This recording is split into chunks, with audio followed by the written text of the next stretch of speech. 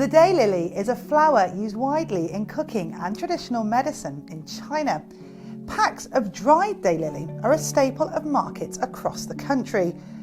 To look at it, you would never know the enormous role that this unassuming yellow flower has played in helping the underprivileged in northern Shanxi transform their lives.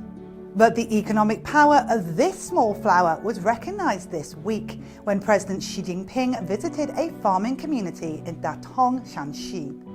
Xi Wen was working in the fields when the president visited. 特别深刻的是我感觉到这习总书记呀，他经常下来这个对农民最了解了，人家学问的东西。就是比我们自己亲身经历的和掌握的样样的对口。 Despite his humble beginnings, the 68-year-old farmer was able to help his son buy a city apartment thanks to this flower. And this story is not unusual. The village has daylily college students, daylily cars, and daylily houses. These once rare species blossom across the community. Daylilies have helped elevate the lives of many in this area. Daylilies have been grown in Yunzhou for at least 600 years, but it wasn't that long ago that large-scale production began in earnest. In just 10 years, the district has seen its daylily field coverage grow tenfold to around 10,000 hectares. To help industrialize the process, the local government has helped build processing factories and cold storage facilities.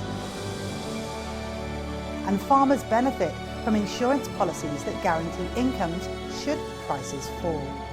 In 2019, daylily generated revenue topped 65 million yuan on this farm alone. Daylily farming is just one of many successful chapters in China's rural poverty alleviation campaign. Only 3 weeks ago, during an inspection tour of the neighbouring province of Shanxi, she met local visitors that had improved their lives thanks to another locally grown delicacy, in their case, black fungus. The two programmes may both be rooted in agriculture, but like projects launched across the country, they were designed to suit the needs and conditions of the communities that they set out to help.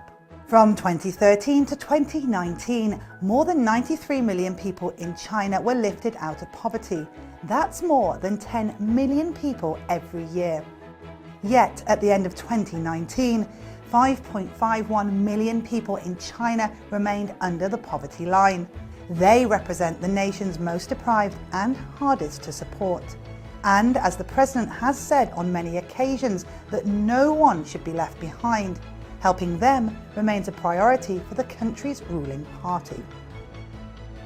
The year end marks the deadline for China to eliminate absolute poverty. And with the country still calculating the impact of coronavirus, it begs the question, can this gigantic undertaking be achieved with little more than 200 days left? Back in Shanxi, the President acknowledged the enormous task ahead to balance the needs of the poverty eradication campaign and the ongoing global public health emergency. Xi has made 2 domestic inspections in less than a month, both to frontline poverty alleviation programs, which speaks volumes about the country's resolve to address an issue that directly relates to its first centenary goal. This task will see China achieve an improved economic state that it calls a moderately prosperous society in all respects.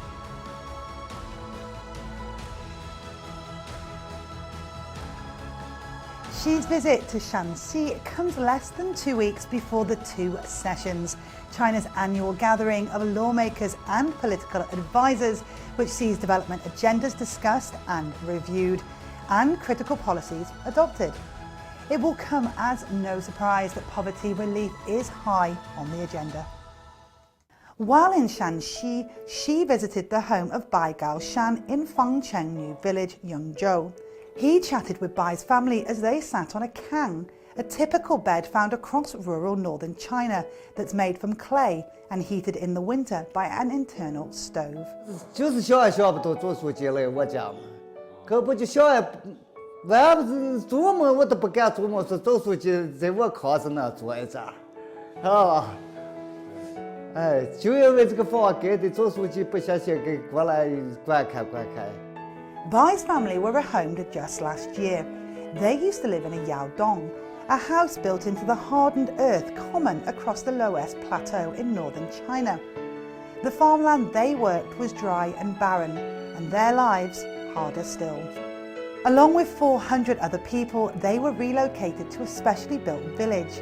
Their new 2-bedroom home cost just 10,000 yuan. 周书记问我你是干啥的？我说我是个电焊工，就在附近打点零工。完，周书记说你个收入情况咋地？我说我干去年也就19年，差不多收入4万左右。